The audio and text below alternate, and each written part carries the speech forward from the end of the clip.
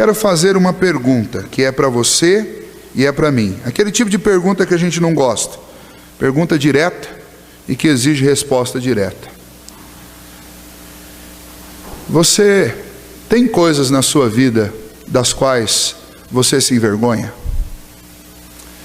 Você tem coisas na sua vida, histórias, circunstâncias, a respeito das quais, se você pudesse, você voltaria no tempo e apagaria e mudaria tudo?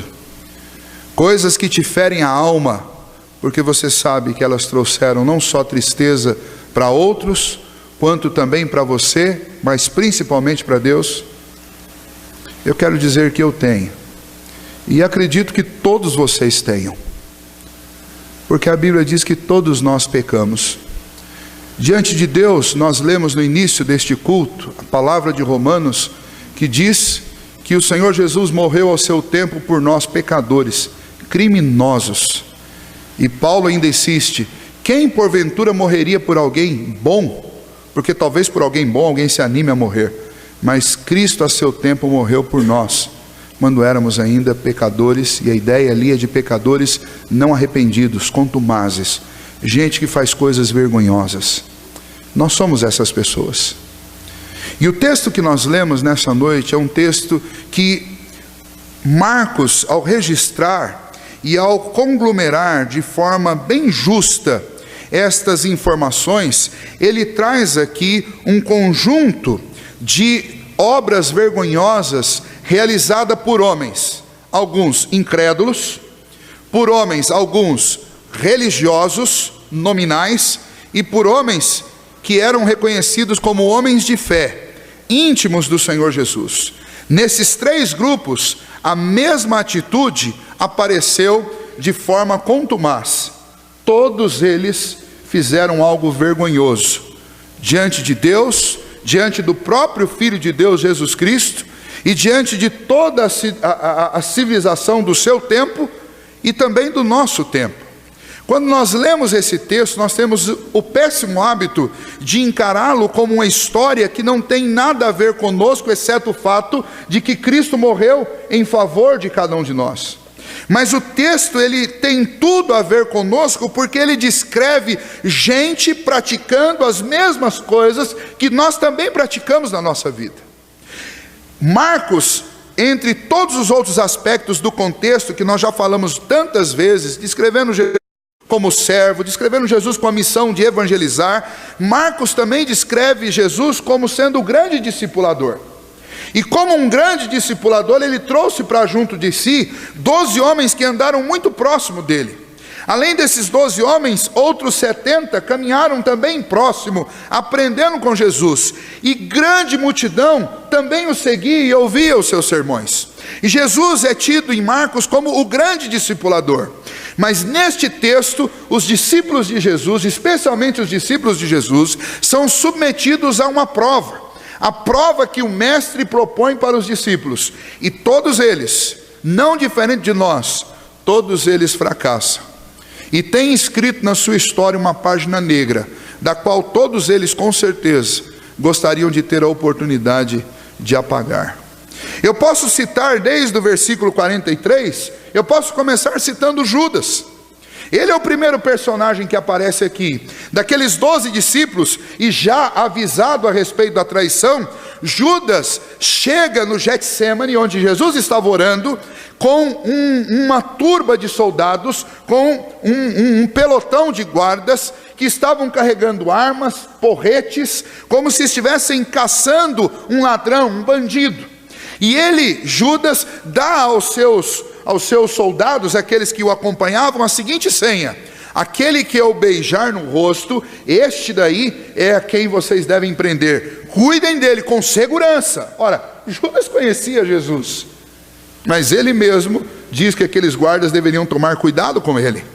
Outro fato interessante é que na cultura dos judeus, o beijo, na hora do cumprimento, ele tinha uma regra estabelecida.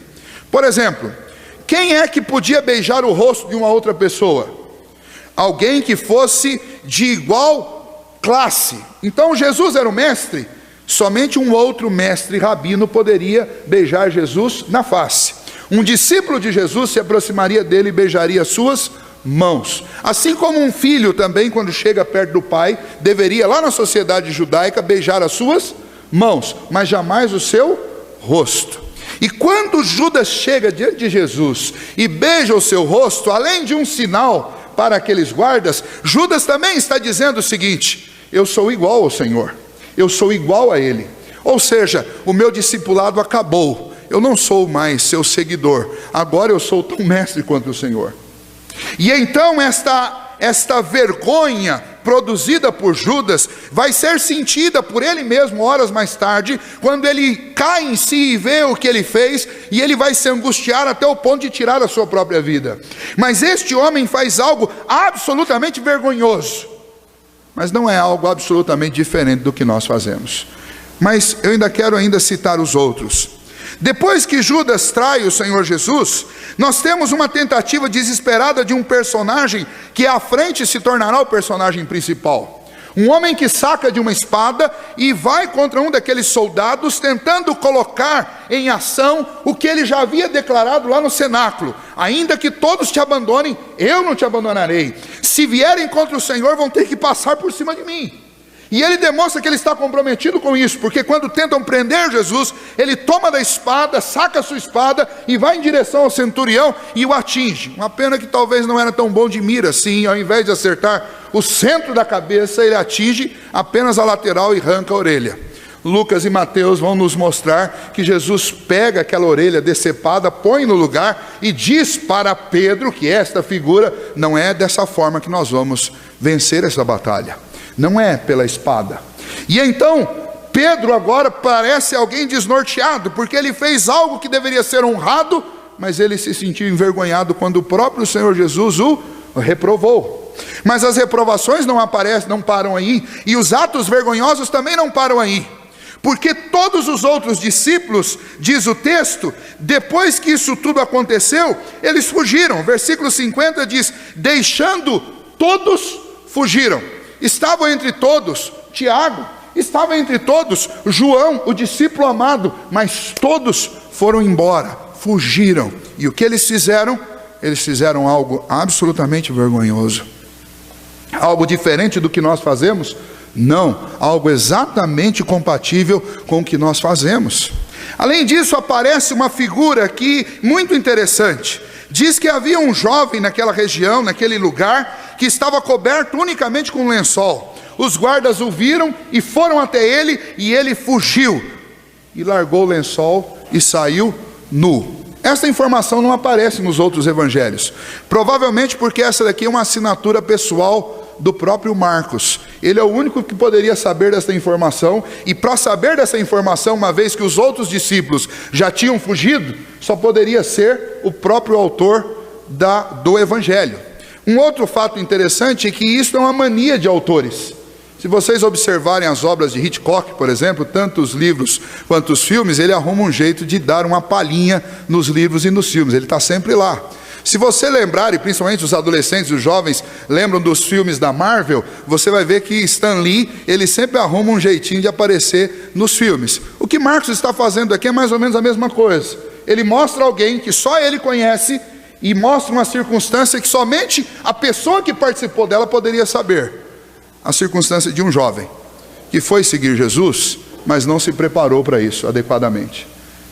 E o resultado foi que quando o perigo aconteceu, ele deu logo um jeito de fugir. Fugiu por quê? Porque estava coberto de lençol, estava despreparado. Fugiu porque sentiu medo. Fugiu porque, ao relatar este evangelho, Marcos queria deixar claro que entre todos que cometeram algo vergonhoso naquela noite, ele também fazia parte destes.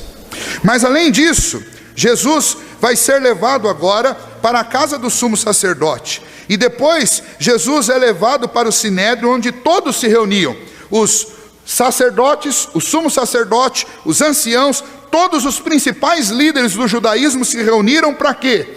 Para realizar um tribunal vergonhoso. Um tribunal não convocado com antecedência, um tribunal realizado na madrugada, horário em que lugar nenhum no planeta é horário para se fazer um tribunal, muito menos para se montar uma peça de acusação e fazer um julgamento e dar uma sentença.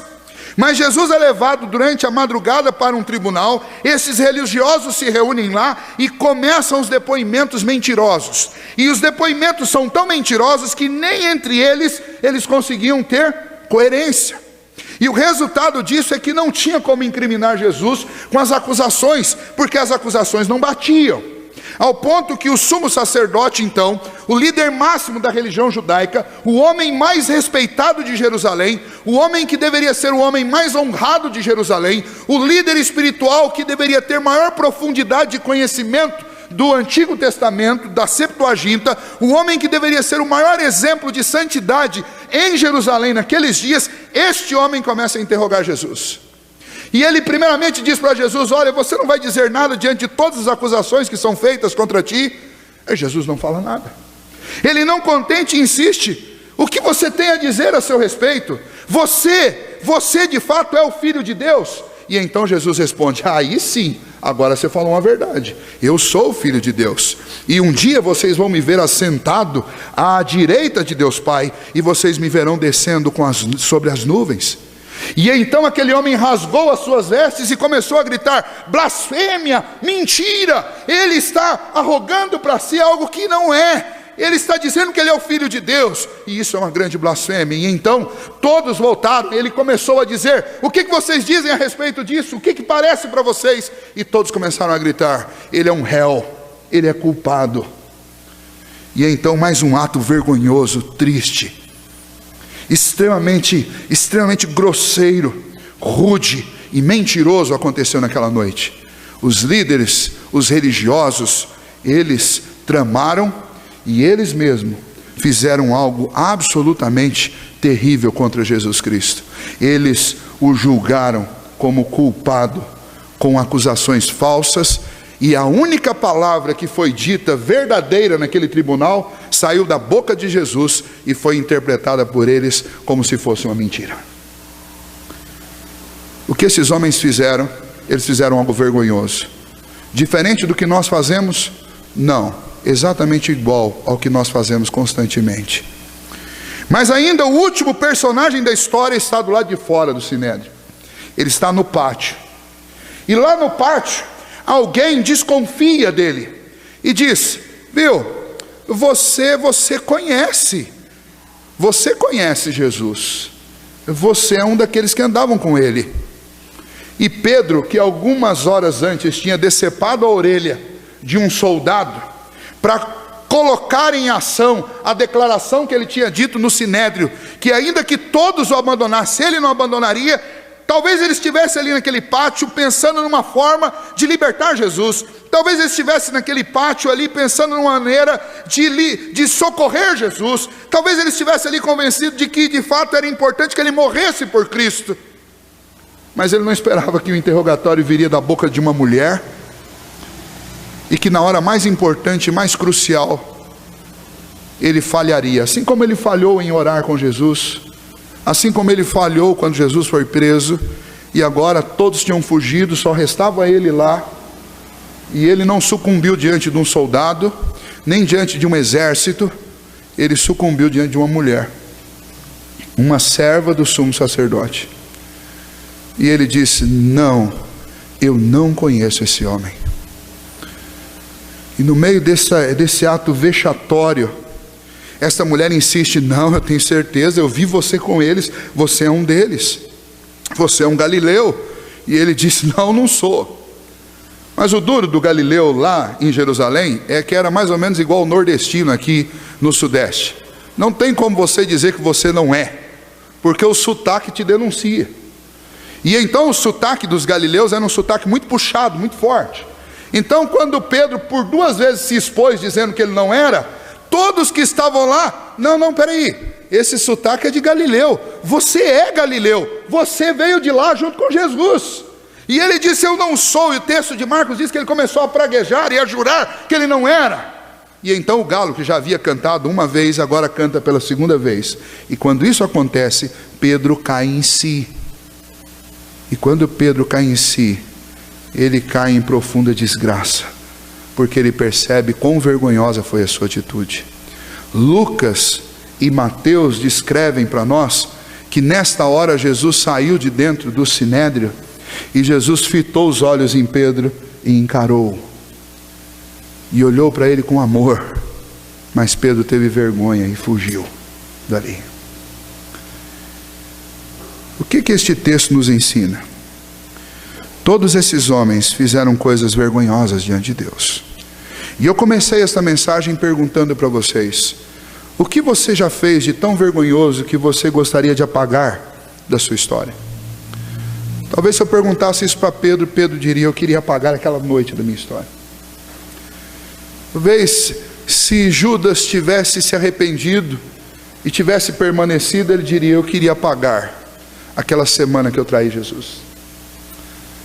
Talvez se Marcos pudesse falar isso para nós, ele talvez se arrependeria: eu me arrependeria de ter saído só de lençol e na hora mais importante eu ter feito o mesmo que os outros fizeram. Talvez se perguntasse para João, João diria chorando: eu me arrependo amargamente e me envergonho de na hora que eu poderia estar abraçado com meu Senhor, eu fui embora, eu fugi junto com os outros, eu me acovardei.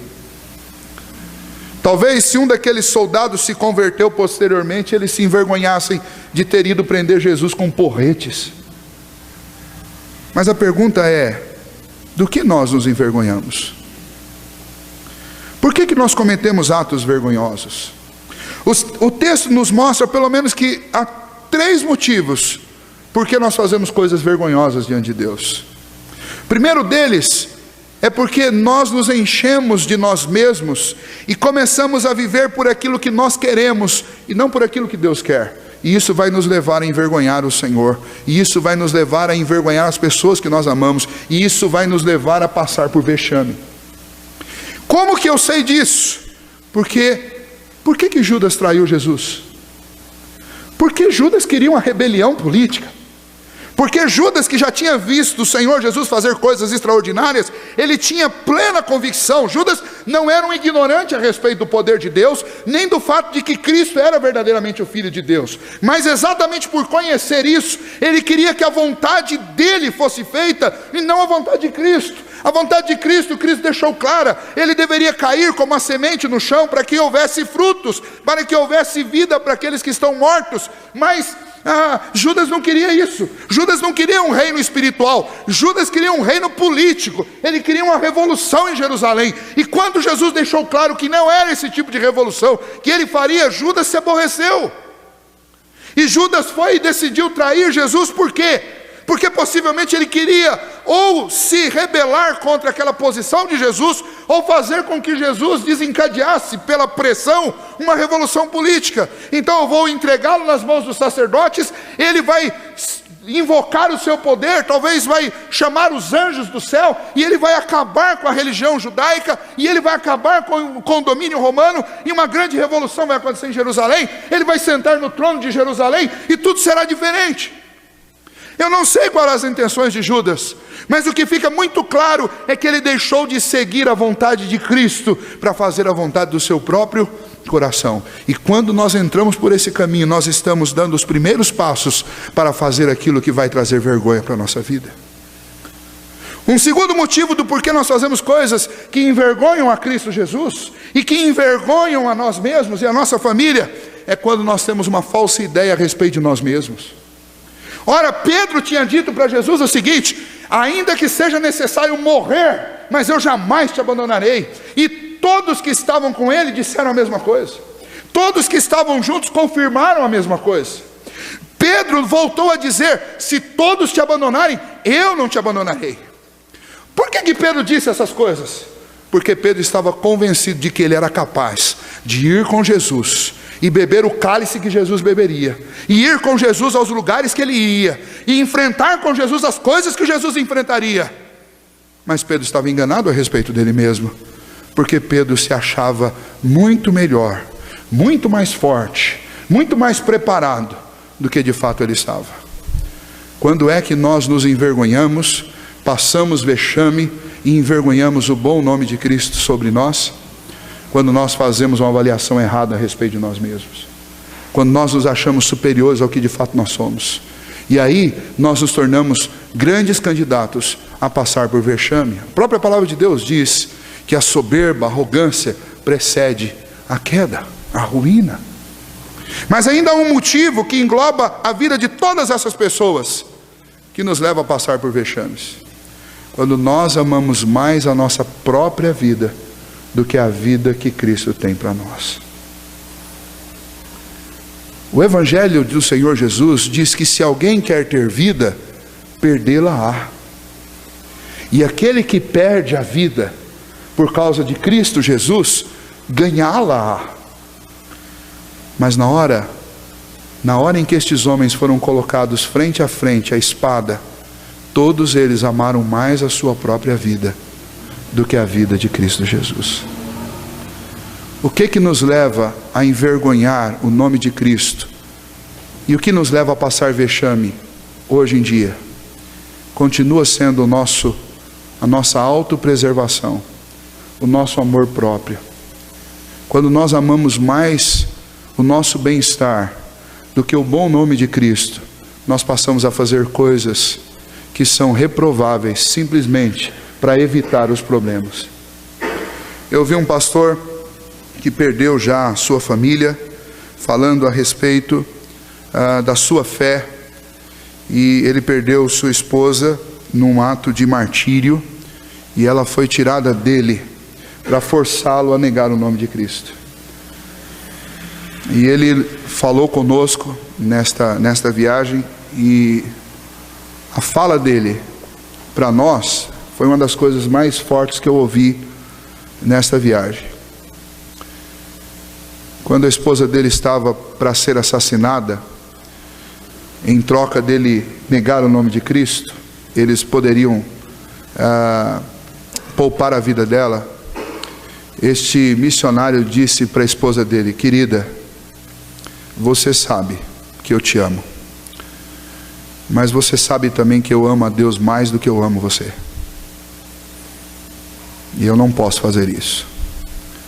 Mas eu quero que você saiba de uma coisa: Deus te ama mais do que eu te amo. Se a minha declaração te frustrou, eu quero que você lembre que Deus te ama muito mais do que eu. Eu o amo mais do que eu amo você, mas Ele te ama mais do que eu te amo. E ela glorificou a Deus com isso. E ela morreu. Ela foi assassinada, mas ele não negou sua fé. E Deus o libertou posteriormente. Talvez para ele poder contar essa história. Que o grande dever nosso é amar a Deus mais do que tudo. E isso inclui nossas esposas, nossos filhos. Mas é importante que eu lembre para os meus filhos que eles também devem amar mais a Deus do que a mim mesmo, do que os seus pais. É importante que eu lembre para eles que existe alguém que os ama mais do que tudo. E este alguém é Deus. Estes homens aqui envergonharam a si mesmos e envergonharam-se diante de Cristo, porque eles amaram mais a si mesmo do que a Cristo Jesus. Quero dizer para você que está sentindo vergonha como eu, porque talvez estamos amando mais os nossos projetos, talvez porque estamos fazendo um julgamento extremamente superlativo do que nós de fato somos, ou a você que talvez tenha amado mais a sua própria vida do que a vida de Cristo e a vontade dele para você. Isso te faz parte de um grupo muito grande, do qual todos nós aqui fazemos parte. E você pode estar se perguntando: então, pastor, qual que é a solução para esse grupo? A mesma solução que serviu para Pedro, para João, para Tiago, para Marcos e para todos aqueles que creram nele. A solução é exatamente o próprio Senhor Jesus, porque tudo isso aconteceu não fora do controle de Deus, mas todos esses atos cometidos contra Cristo aconteceram com consentimento de Cristo, porque ele estava absolutamente decidido a entregar, e o fez, a sua vida em resgate da nossa. Ele veio nos substituir, porque tudo que conseguimos fazer é vergonhoso, e então ele veio ser o nosso substituto, porque tudo que ele faz é justo, é lindo, é puro, é perfeito. E ele se entregou naquela cruz para que as nossas vergonhas fossem definitivamente cobertas pelo sangue dele, para que a justiça dele nos cobrisse das nossas injustiças, para que ele mesmo fosse a nossa redenção e a nossa salvação. Então, se você sente vergonha de alguma coisa, e você sabe que não dá para voltar no tempo e apagar, há uma solução, há um remédio. O remédio para as nossas vergonhas se chama Jesus. O consolo para a nossa culpa se chama Jesus. A esperança para a nossa perdição se chama Jesus. E o que Marcos está mostrando aqui é que homens como homens produzem coisas vergonhosas, mas Cristo como Cristo, Filho de Deus, produz a justiça que eu preciso, e graciosamente Ele me concede isso, desde que eu creia nele e na obra dele. Então você não precisa viver assolapado debaixo da culpa, do pecado, debaixo da vergonha, mas você pode crer em Cristo Jesus e se sentir liberto definitivamente disso, pois foi para isso que Cristo veio, para nos libertar e nos dar a salvação. O grande problema é que muitos de nós avaliam isso apenas como algo que deve fazer parte do conhecimento teórico, mas não vivem por isso. E por conta disso são cristãos nominais, que dizem que conhecem a Cristo, mas não o amam, porque não são capazes de abrir mão de nada por Cristo. Que dizem que são salvos, mas não pensam no céu. E quando pensam no céu, só conseguem imaginar um céu legal, por causa das coisas que estarão lá. E então, se Jesus não estiver lá, não tem problema, porque o mais gostoso do céu são as ruas de ouro, são os muros cravejados de pedras preciosas. Mas deixa eu dizer algo para você: não existe nada mais importante no céu do que Cristo. E se Cristo não estiver lá, não há valor algum no céu. E o que difere gente que está amando a Cristo e vivendo por Cristo, de gente que é cristão nominal, é exatamente o interesse quanto à vida eterna. Se o interesse da vida eterna for não envelhecer mais, não engordar mais, não enrugar mais, não chorar mais, então você escolheu a pior parte, e possivelmente você ainda não conhece a Cristo, porque o mais importante do céu é Cristo.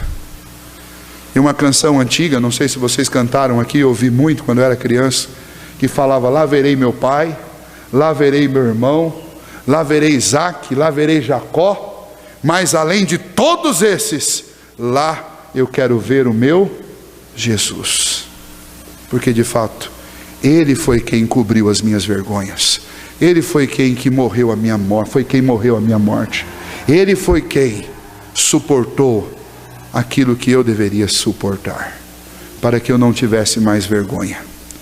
Se você tem do que se envergonhar, eu quero dizer para você, você precisa de Jesus. E se você tem Cristo, isso virou uma página do seu passado. E o nosso viver agora deve ser um viver dedicado a viver para Cristo Jesus. E se por algum motivo, como João diz, eu tropeçar, eu não posso esquecer que o mesmo remédio que serviu para o meu passado, Ele continuará servindo para o meu futuro, até o dia glorioso em que Ele me livrar de toda a corrupção do pecado e me glorificar, e nesse dia eu estarei livre do pecado.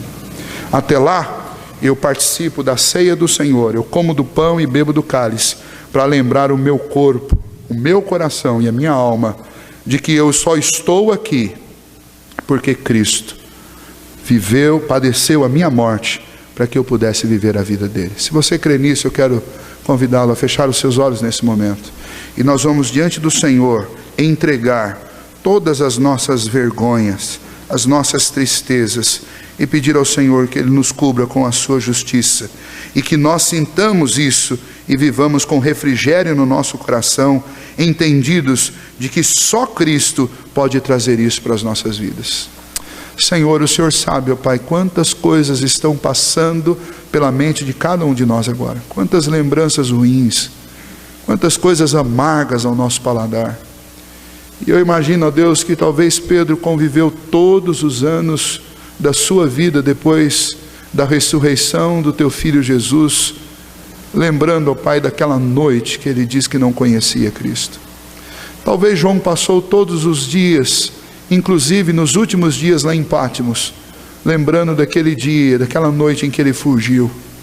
Talvez Marcos escreveu todas estas páginas lembrando do momento em que ele fugiu. Talvez, ó Deus, Tiago também tenha feito isso.